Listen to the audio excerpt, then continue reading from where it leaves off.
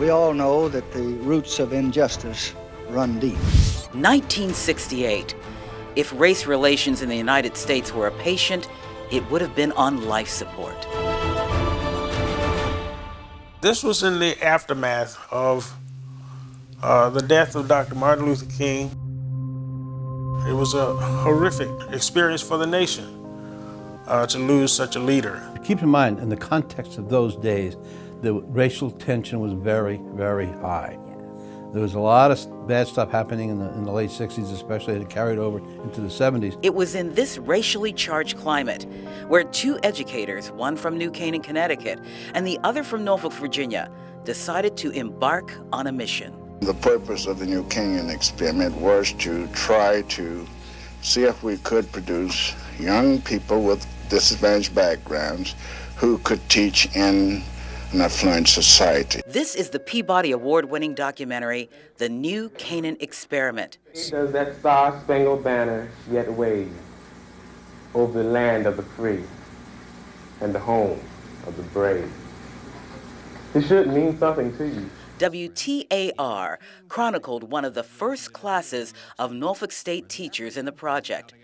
It began in 1969 and was viewed as a groundbreaking social experiment. Dr. Sidney Booth is the founder, along with Hal Kinney, of the New Canaan Experiment. I had a dream some years ago that we could produce teachers that could cross cultural lines. The two educators would meet annually at conferences and decided together to make something happen.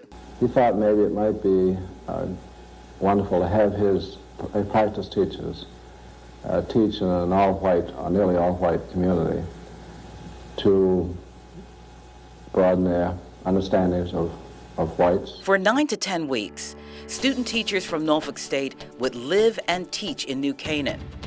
Whites in the affluent community would open their homes, living and learning alongside African-American student teachers from mostly low-income houses.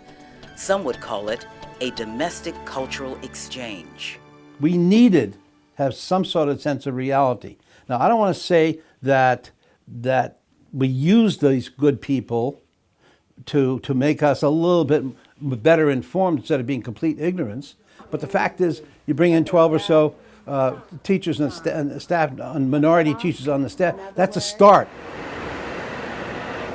This is New Canaan, Connecticut today. How has this community changed in 50 years? Well, in the 2016 election, they voted Democratic for the first time since 1964. But to the larger question of attitudes and tolerance, let's hear from the people who lived the New Canaan experiment. My experience in New Canaan changed my life drastically because I became completely comfortable, even in a setting where I was the only black. Mary and Vince Mitchell were the first 1969 class of student teachers who interned in New Canaan. The program lasted nearly a decade. Except for the people who lived it, it seems mostly a footnote in local history. The Mitchells, now retired, have a new goal: to make sure the experiment and the outcome is not forgotten.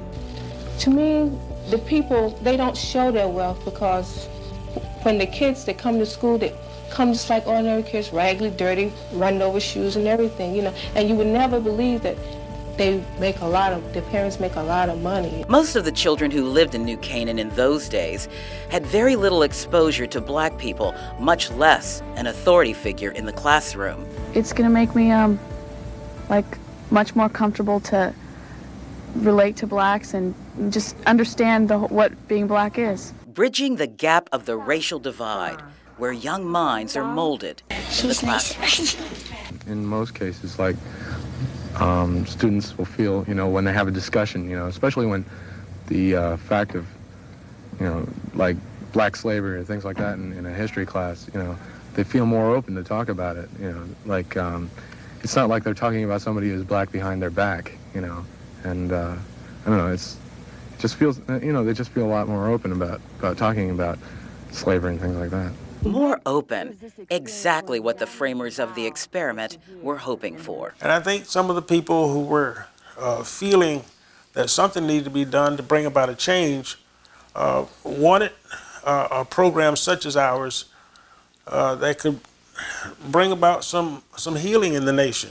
This was 1969, and students and teachers and host families had few, if any, relationships with another race on such an intimate level.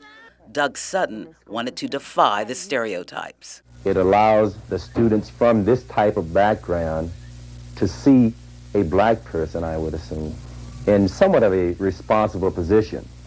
Not only a responsible position, but a knowledgeable position. It gives you a chance to teach, but yet to get other people to see that, well, there's no difference between black people and white people. Years later, if it appears that Doug Sutton has found his happy place, you would be correct. He says he found professional acceptance in Connecticut and career satisfaction. He said those things eluded him in his home state of Virginia. I decided to stay in Connecticut primarily because of discrimination.